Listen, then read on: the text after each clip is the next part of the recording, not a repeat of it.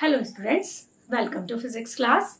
Today our topic is the phase relation between voltage and current for different types of alternating circuit. So very first, when AC circuit contain only pure resistor, we are going to discuss the phase relation between voltage and current, or this topic from your chapter number 7, alternating current, right? So this very first we draw one circuit. Suppose this is the AC source and the applied voltage is V equals to V naught sin omega t. It consists only pure resistance. According to the topic, हमने सबसे पहले क्या draw किया है, diagram draw किया है and इस register का रेजिस्टेंस है R और सपोज ये पॉजिटिव हो जाता है और वन टाइम ये नेगेटिव होता है और करंट का डायरेक्शन सपोज हमारे पास ये है, तो हम क्या करेंगे, इसमें किरचॉफ लॉ लगाएंगे कि अकॉर्डिंग टू केवीएल. हम ऑलरेडी चैप्टर किसमें पढ़ चुके हैं, चैप्टर 3 में पढ़ चुके हैं. करंट इलेक्ट्रिसिटी के अंदर किरचॉफ लॉ ऑलरेडी हम डिस्कस कर चुके हैं. अगर हमारा डायरेक्शन, देखो पहले वोल्टेज कितना है V, यहाँ पर हमारा डायरेक्शन और करंट का डायरेक्शन सेम है तो पोटेंशियल का क्या होगा, लॉस होगा, पोटेंशियल का ड्रॉप होगा. तो यहाँ पर साइन किसका आएगा, minus I R equals to 0. Okay, then V equals to हम क्या लिख सकते हैं, आई आर, और V की जगह क्या प्लेस करेंगे, V not sine omega t equals to I R, और you can write I equals to V not upon R sine omega t, right. तो V अगर हमें इसे कंपेयर करें, V नॉट अपॉन R को कंपेयर करें किससे, ओम्स लॉ से, तो I not equals to we can write V not upon R, then I equals to I naught sine omega t. यानी पहले जब हमें गिवन कंडीशन के अकॉर्डिंग सबसे पहले हमें सर्किट डायग्राम ड्रॉ करना है, देन हमें फाइंड आउट करनी है करंट की वैल्यू. वोल्टेज का हमें ऑलरेडी दिया हुआ है, करंट का वैल्यू हो गया हमारे पास I equals to I not sine omega t. I not is the peak value of current in pure resistor. अगर आपने सर्किट में प्योर रजिस्टर लगाया हुआ है तो this is the step number 2. And third हम क्या निकालेंगे, थर्ड हम यहाँ पर फाइंड आउट करेंगे फेज डिफरेंस. फेज डिफरेंस का मतलब क्या है कि फेज डिफरेंस फाइंड करना है. देखो ये फेज है और ये भी फेज है और ये भी साइन में है और ये भी साइन में है, तो फेज डिफरेंस में अगर आप ओमेगा टी में से ओमेगा टी लेस करते हो तो you get answer 0. It means if circuit contain pure resistor then there is no phase difference. ये सबसे इंपॉर्टेंट बात है. क्या है, अगर प्योर रजिस्टर है तो नो फेज डिफरेंस. इसका मतलब है कि current and voltage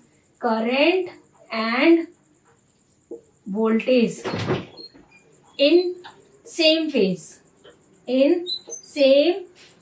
phase, right. ये हमारे पास क्या है कि मतलब ये कंडीशन है, ये सबसे इंपॉर्टेंट पॉइंट है कि कोई अगर फेज डिफरेंस नहीं है तो करंट और वोल्टेज कैसे होंगे, सेम फेज में होंगे.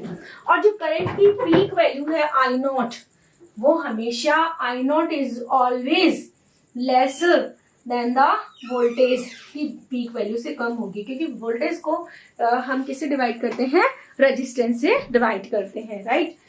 If we draw graph between current and voltage, तो ग्राफ का टाइप कैसा होता है वो देख लेते हैं.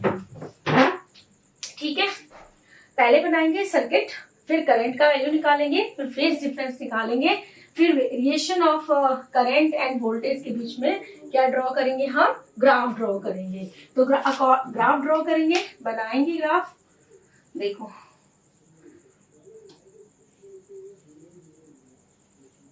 सॉरी, ये हमारे पास है सपोज आई नॉट और यहाँ पर हमारे पास है ये वी नॉट. अगर आई नॉट और वी नॉट में ग्राफ ड्रॉ करते हो तो देखो यहाँ पर आई इक्वल्स टू क्या था हमारे पास, I not sine omega t, और v इक्वल्स टू क्या था, V not sine omega t. अगर साइन ओमेगा टी का वैल्यू 0 है, अगर ओमेगा टी का वैल्यू 0 है तो क्या हो जाएगा, ये टर्म 0 और ये वाली टर्म 0. ठीक है, अगर पाई रखोगे तो भी ये दोनों टर्म 0, पाई बाई 2 रखोगे तो पीक वैल्यू होगी. ठीक है, तो हम ग्राफ ड्रॉ करते हैं. This red colour for voltage,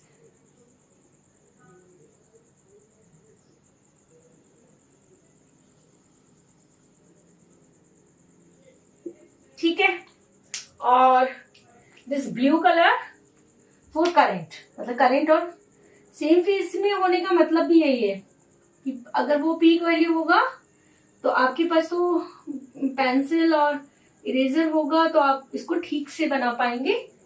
ठीक है, ये हमारे पास होगा।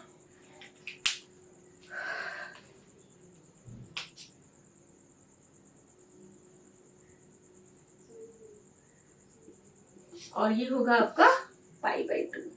तो sin π/2 की वैल्यू मैक्सिमम होती है। एंड ये देखिए यहाँ पर और ये देखिए यहाँ पर। ठीक है, और वैसे ये किसको रिप्रेजेंट करता है? ये रिप्रेजेंट करेगा v0 sin ओमेगा t को, और ये जो कर्व होगा that represent I0 sin omega t। और मैंने आपको बोला ना कि I0 का वैल्यू हमेशा v0 से कम होगा मैग्नीट्यूड में, तो ग्राफ में इसे नीचे रखेंगे और v0 को आप ऊपर रखेंगे। ओके, एंड अब ये तो है कि if circuit contains pure resistor, अगर इंडक्टर करता है तो, अगर प्योर इंडक्टर हो हमारे पास में देन क्या होगा? इंडक्टर होगा तो भी सबसे पहला काम हमें वही करना है। सबसे पहले आपको क्या करना है? आपको सर्किट बनाना है। क्या करना है? सबसे पहले हमें सर्किट ड्रॉ करना है। ओके, तो सर्किट ड्रॉ करेंगे सबसे पहले। This is the AC source, और इंडक्टर कॉइल कैसे बनेगी? इस तरह से, और V इक्वल्स टू क्या होगा? v0 sin ओमेगा t, और पोटेंशियल मान लेते हैं सपोज VL। तो हम जानते हैं क्या लिख सकते हैं हम अकॉर्डिंग टू किरचॉफ लॉ? क्या लिखा जा सकता है? नंबर 1 पे हम डायग्राम बनाएंगे, नंबर 2 पर अकॉर्डिंग टू किरचॉफ लॉ, अगर हम किरचॉफ लॉ इसमें अप्लाई करेंगे तो what we can get? V minus VL equals to 0, right? यही मिलेगा ना हमें, V minus VL equals to 0। और क्या कर सकते हो बेटा? V इक्वल्स टू लिख सकते हैं VL। ओके, और हम अभी प्रीवियस चैप्टर में पढ़कर आए हैं VL equals to modulus of L DI upon DT होता है, राइट? तो उसे हम यहाँ पर लगाएंगे और V की जगह क्या लिखेंगे? V sine omega t equals to L DI upon DT, right? और निकालना क्या है? सबसे पहले दिमाग में रखो निकालना क्या है यहाँ पर। तो निकालना बेटा हमें I है, तो मेक सब्जेक्ट DI को सब्जेक्ट बना लेंगे और सॉल्व करेंगे। ठीक है, तो DI equals to V0 upon L sine omega t, और दिस इज DT। ठीक, और I का फाइंड करना है तो इंटीग्रेट करोगे या डिफरेंशिएट करोगे? डिफरेंशिएट करेंगे।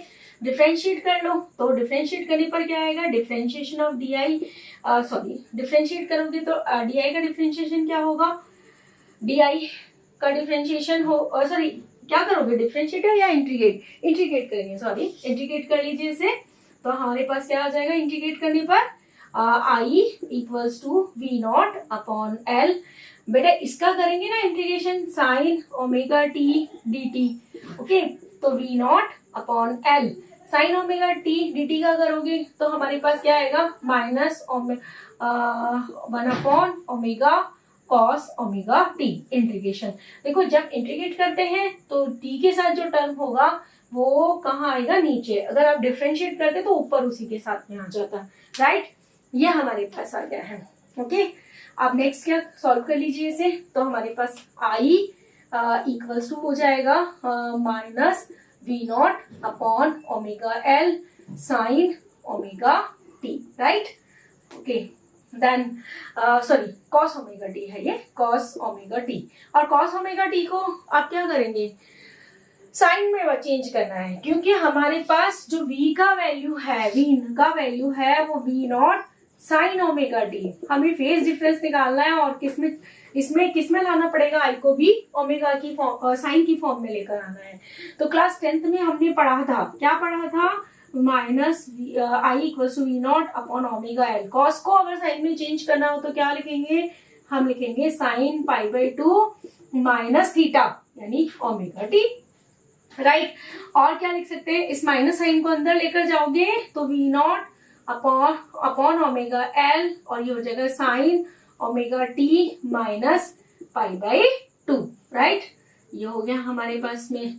तो ये जो है, अगर आप इसको ओम्स लॉ से कंपेयर करोगे तो ये ओमेगा एल क्या है, what is omega L, omega L क्या है यहाँ पर, ये तो इजी है, ये डेरिवेशन, ये तो कंप्लीट एक डेरिवेशन है हमारे पास में।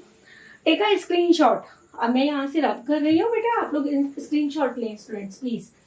ओके, तो हमारे पास क्या आ जाएगा, ओमेगा एल क्या होता है, ओमेगा एल क्या है, ओमेगा एल है V naught upon omega L. तो I naught equals to, we can write V naught upon omega L. तो omega L is a resistance, और कैसा रेजिस्टेंस है ये, कैसा रेजिस्टेंस है, this is called inductive resistance. क्या बोलते हैं इसको, इंडक्टिव रेजिस्टेंस। अरे ओम्स लॉ से अगर हम कंपेयर करेंगे तो आई इक्वल्स टू क्या होता है, वी अपॉन आर। तो यहाँ पर भी तो ये रेजिस्टेंस ही है, किससे डिवाइड हो रहा है, अगर आई नॉट लिख रहे हैं तो I naught V equals to V naught upon omega L. तो omega L is the inductive resistance and that is represented by X L. XL equals to omega L. This is, what is this? This is the inductive resistance. So we can write I equals to I naught sin omega t minus pi by 2, right?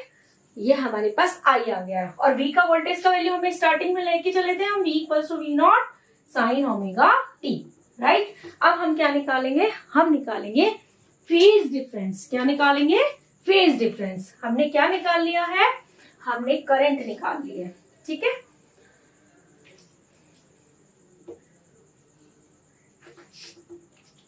देखो phase difference क्या होगा, voltage और current में, तो phase difference होगा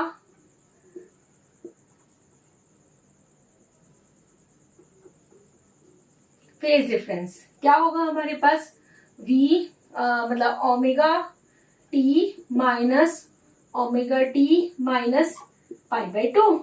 तो हमारे पास हो जाएगा ओमेगा टी से omega T cancel plus pi by 2।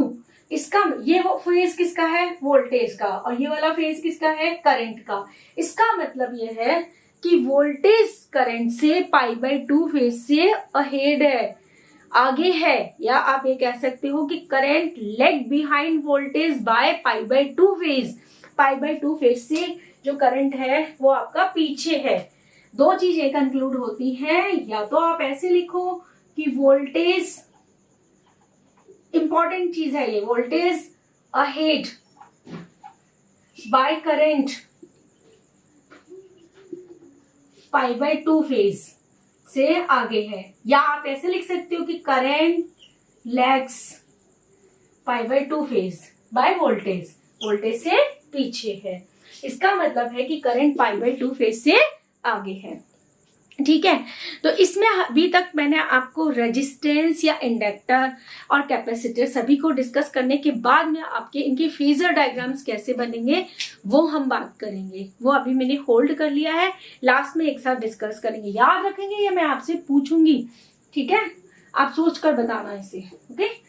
Then next है, थर्ड वन है हमारे पास कंटेन्स प्योर कैपेसिटर। क्या कह रहे हैं हम, प्योर क्या होना चाहिए हमारे पास, कैपेसिटर। सबसे पहला काम क्या है, सर्किट बनाएंगे। आप अपनी कॉपी में ड्रॉ कीजिए, मैं यहां पर कर रही हूं। क्या लगाएंगे, एसी सोर्स लगाएंगे और कैपेसिटर लगाएंगे और इसे ज्वाइन कर देंगे। That is V equals to V not sine omega t and this is capacitor, okay. और अगर हम किरचॉफ लॉ लगाते हैं तो कैपेसिटर पर वोल्टेज कितना होता है, V इक्वल्स टू कितना होता है कैपेसिटर पर voltage, V equals to Q by C होता है ना हमारे पास में। तो लिख लेते हैं कि VC के लिए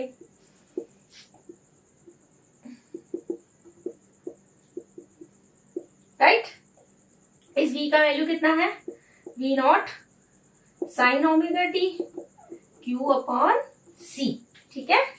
और क्या लिख सकते हैं हम, और हम लिख सकते हैं Q equals to V not C sine omega t। क्या निकालना है हमें, करंट निकालनी है, ऑलरेडी मैं आपको बता चुकी हूँ। सर्किट डायग्राम बनाएंगे, फिर वोल्टेज को यूज करके Kirchhoff by help of Kirchhoff law हम क्या निकालेंगे, करंट फाइंड आउट करेंगे कि सर्किट में करंट कितना है इसी सर्किट में। तो हमारे पास क्या करो, इसे डिफ्रेंशिएट कर देते हैं with respect to time t। तो हमारे पास क्या हो जाएगा, dq अपॉन dt equals to d v not c sine omega t upon क्या लिख सकते हैं हम, इसे dt लिख सकते हैं, राइट। और क्या करेंगे, dq अपॉन dt को क्या लिख सकते हो, i, और v नॉट और c बाहर, यह हो जाएगा d साइन ओमेगा t और अपॉन dt। और क्या लिख सकते हैं, v नॉट, मैंने क्या बोला था, जब डिफरेंशिएट करते हैं तो t के साथ अगर जो भी होता है उसे कहाँ लिखते हैं, इसके साथ में v c, और ये क्या हो जाएगा हमारे पास cos omega t i equals to, right. और i इक्वल्स टू हम लिख सकते हैं क्या, v not upon 1 upon omega c cos omega t, right. अब पहला काम हमें करना क्या है, हमें करना है कि इस ओमेगा टी को किसकी फॉर्म में लेकर आना है, साइन ओमेगा टी की फॉर्म में लेकर आना है। तो कॉस से क्या करना है, साइन में लेकर आना है। तो क्या लिख सकते हो आप, क्या लिखेंगे आप बताइए, कॉस ओमेगा टी को साइन ओमेगा टी में कन्वर्ट करना है, क्या लिख सकते हैं हम,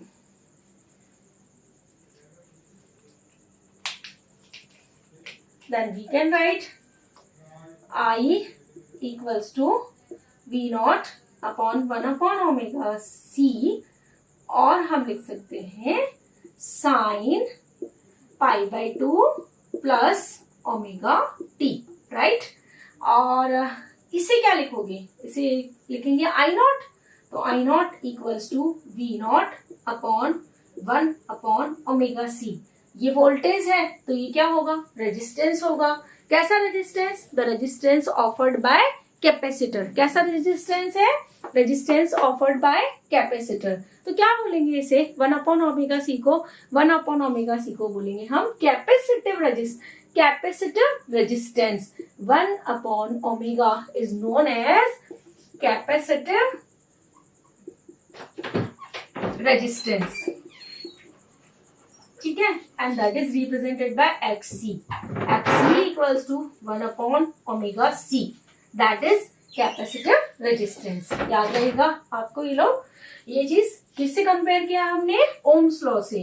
तो I इक्वल्स टू क्या होता है, V अपॉन R। तो यहाँ पर R है ये 1 upon omega C, 1 upon omega C R है, तो क्या है ये, रेजिस्टेंस है that offered by capacitor in the circuit, that is known as capacitive resistance, okay.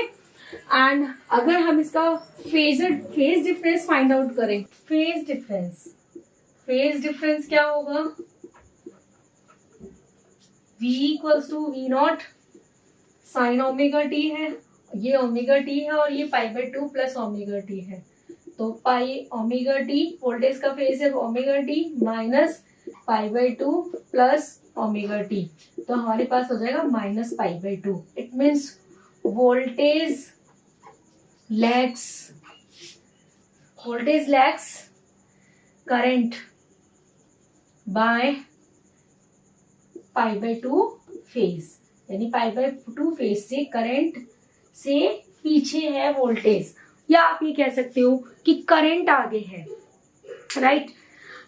ये हमने डिस्कस किया है प्योर रजिस्टर के लिए, फिर हमने डिस्कस किया है प्योर इंडक्टर के लिए, और फिर हमने डिस्कस किया है प्योर कैपेसिटर के लिए। नेक्स्ट पार्ट में हम डिस्कस करेंगे फेजर डायग्राम, जो मैंने बोला था कि हम लास्ट में डिस्कस करेंगे।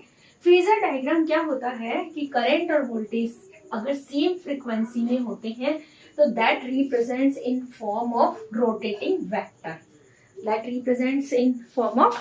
Vector, that is known as phasor diagram. तो हम वो भी हमारे लिए बहुत इंपॉर्टेंट है और बोर्ड एग्जाम से बहुत फ्रिक्वेंटली पूछा जाता है फेजर डायग्राम। कैसे बनाएंगे फेजर डायग्राम? सबसे पहले देखिए कि अगर मुझे सपोज 4 sin ओमेगा टी है and I want to represent that 4 sin omega t here, ये ओरिजिन है और इसको रिप्रेजेंट करना है, तो कैसे करूं? क्या करेंगे हम, ओमेगा टी जो है एंगल जो है इतना एंगल ड्रॉ करती हुई एक लाइन ड्रॉ करेंगे इससे, एक्स के पॉजिटिव एक्सिस से, सपोज ये ओमेगा टी है मेरे पास, एक लाइन ड्रॉ की। उसके बाद इस लाइन का मैग्नीट्यूड क्या होना चाहिए, इस लाइन का मैग्नीट्यूड होना चाहिए 4। कितना होना चाहिए, 4। तो ये जो होगा रिप्रेजेंटेशन, ये होगा 4 साइन ओमेगा टी। ये जो होगा ये होगा आपका 4 साइन ओमेगा टी। और इस तरह से रिप्रेजेंट करना, that is known as phasor diagram, या ये जो एरो हमें नजर आ रहा है, that is the rotating vector. आप इस पूरे को रोटेट कर सकते हो, कितने एंगल पर, 360 डिग्री के एंगल पर रोटेट कर सकते हैं, राइट। अब हमें रिप्रेजेंट करना है करंट और वोल्टेज को इसी फॉर्म में, राइट, ओके। कैसे करेंगे वो देखिए।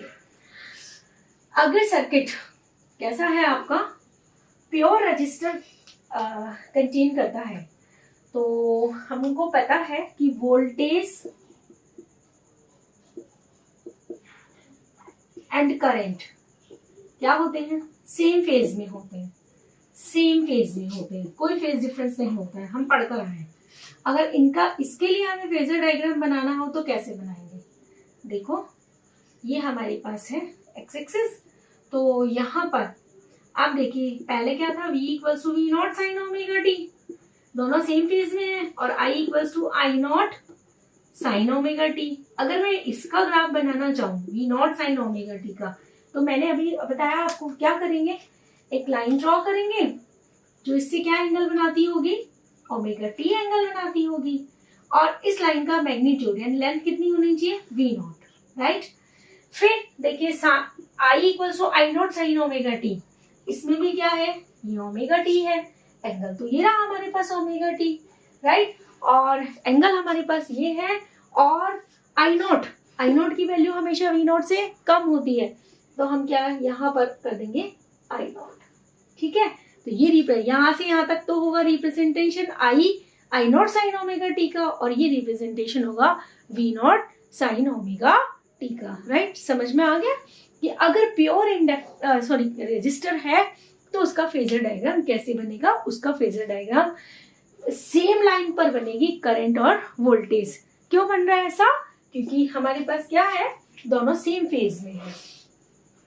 अगर हमारे पास प्योर इंडक्टर है देन, अगर प्योर इंडक्टर है देन इन दैट कंडीशन क्या करेंगे हम, इंडक्टर में हमें पता है V equals to V not sine omega t होता है, और I equals to I not sine omega t minus pi by 2 होता है ना, राइट।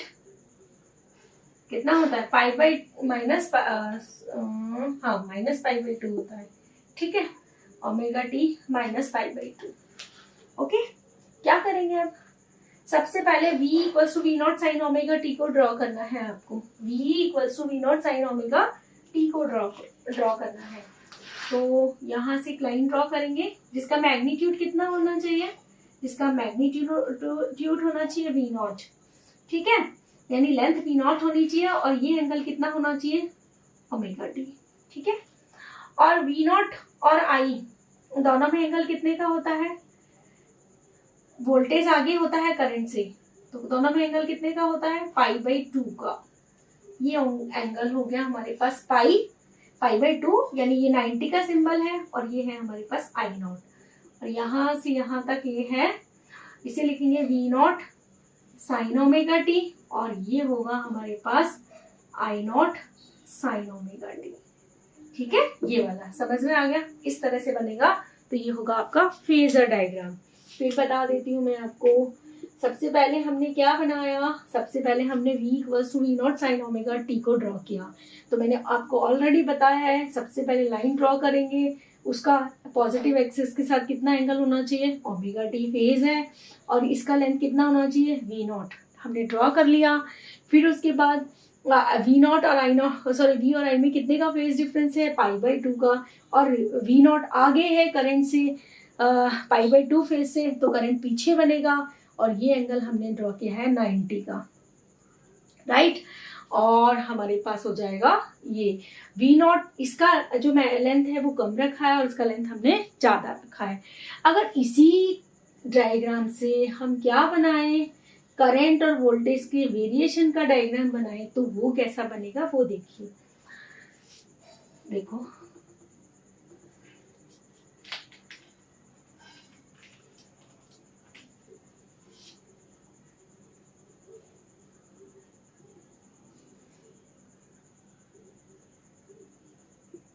इसे ऐसे समझिए, अब V equals to V0 sine omega t. अगर ये जीरो है, अगर ये जीरो है तो V जीरो हो जाता है।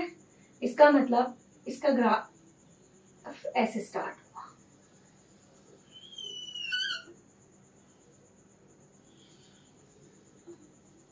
ठीक है, 0 पाई बाई 2 पर क्या होगा, मैक्सिमम, और फिर कितना होगा, ये पाई, ये हो जाएगा आपका 2 पाई, राइट। और इसी से एसोसिएट कीजिए आई नॉट के ग्राफ को। ये वाला ग्राफ किसके लिए है, ये वाला ग्राफ है आपका वी नॉट के लिए, और ये वाला किसके लिए है, आई नॉट के लिए। आई नॉट के लिए बनाएंगे तो अगर आप 0 रखेंगे तो वैल्यू क्या आ रही है, sine minus pi by 2। Sine minus pi by 2 का मतलब ये यहां से स्टार्ट हुआ करंट आपका। कितना है करंट, पाई बाई 2 फेज से पीछे है, तो करंट ऐसे चलेगा आपका। और करंट का मैग्नीट्यूड क्या होता है, मैं ऑलरेडी आपको बता चुकी हूँ, कैसा होता है, V नॉट से कम होता है। तो ये वाली लेंथ कम है और ये वाली लेंथ आपकी क्या है, ज्यादा है, राइट। और ये क्या है हमारा, ये रिप्रेजेंट करता है हमारा V not sine omega t को, और ये किसको रिप्रेजेंट करेगा, ये रिप्रेजेंट करेगा I not sine omega t minus pi by 2, right. ये हमारे पास में होता है। तो ये हमने करंट का वेरिएशन और वोल्टेज के वेरिएशन का ग्राफ भी ड्रॉ कर लिया, और that is phasor diagram. Next है हमारे पास, अगर हमारे पास प्योर कैपेसिटर होता है देन क्या होता है, हमारे पास अगर प्योर कैपेसिटर होता है, इन दैट कंडीशन क्या होगा, देखिए phasor diagram. V equals to V not क्या होता है, साइन ओमेगा टी, और I equals to I not sine omega t plus pi by 2। ठीक है, तो सबसे पहले किसे ड्रॉ करोगे, V नॉट को। क्या करना है, सेम वही प्रोसेस है,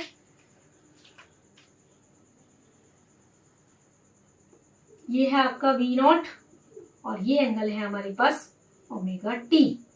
अब करंट आगे होता है किससे, वोल्टेज से, कितने, पाई बाई 2 फेज से, या आप ये कह दीजिए कि वोल्टेज पीछे होता है। ठीक है, तो अब अगर करंट आगे होता है तो इसका मतलब क्या है, करंट यहाँ बनेगा, ये होगा आई नॉट। ठीक है, और इन और इसके बीच में जो एंगल होगा, in between angle is 90 degree, right. बन गया फेजर डायग्राम। अब ये किसको रिप्रेजेंट करेगा, this represents V not sine omega t, and this represent क्या करेगा, this represents I equals to I not sine omega t plus pi by 2। ये omega T हो गया और ये एंगल कितना है, पाई बाई 2 हो गया।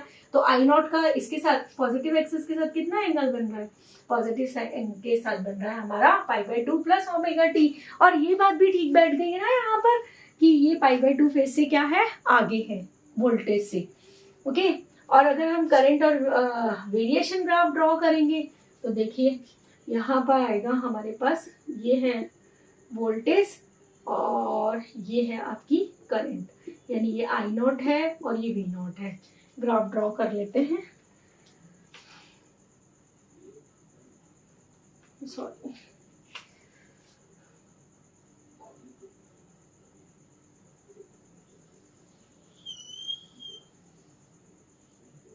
ये वाला ग्राफ है V not sine omega T के लिए।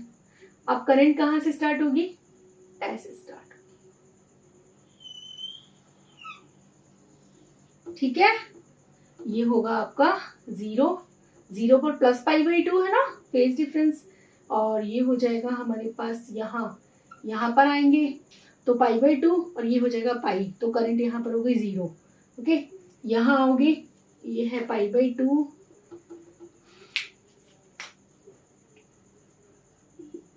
दिस इज पाई, और ये हो जाएगा 3π/2 और ये हो जाएगा 2π। ठीक है, ऐसे बनेगा। तो ये करंट और वोल्टेज का वेरिएशन ग्राफ है और ये क्या है, इसका फेजर डायग्राम है।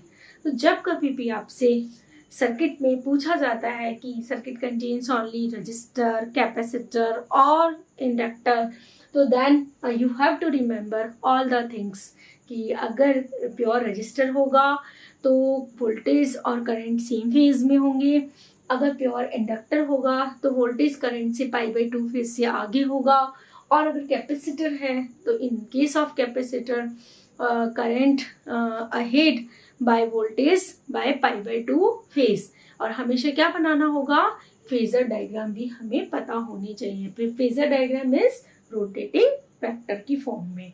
Thank you class.